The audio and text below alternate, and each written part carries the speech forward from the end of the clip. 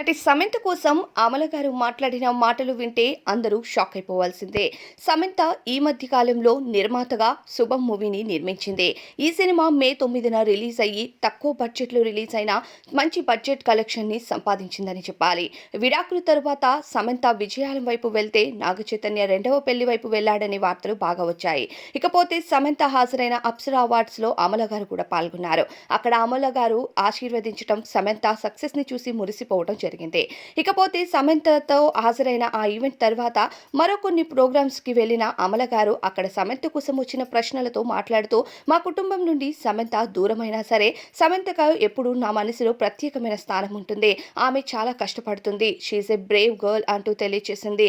అయితే శుభం మూవీతో సక్సెస్ అయింది. ఒకవైపు ప్రొడ్యూసర్ గా, మరోవైపు ప్రస్తుతం హీరోయిన్ గా కూడా సక్సెస్ అవుతుంది. ఇలానే సమంత మరింత సక్సెస్ అందుకోవాలని నేనెప్పుడూ కోరుకుంటాను. మా కుటుంబం మధ్య జరిగిన విడాకులు కానీ ఇదేదైనా సరే అది పర్సనల్ వరకే. ప్రొఫెషనల్ లైఫ్కి వస్తే మాత్రం she is such a Brave and strong girl అంటూ తెలియజేసింది. ఇక సమంత ఇలానే సక్సెస్ అందుకోవాలని నేనెప్పుడూ కోరుకుంటాను. సమంతకు నా మనసులో ప్రత్యేకమైన స్థానం ఉంటుంది అంటూ అమల గారు సమంత కోసం ఎంతో చక్కగా మాట్లాడారు. ప్రస్తుతం సమంత కోసం అమల గారు మాట్లాడిన ఈ మాటలు నెటింట తెగ వైరల్ అవుతున్నాయి. ఇక సమంత కోసం, అమల కోసం మీ అభిప్రాయం ఏంటో కామెంట్స్లో చెప్పండి.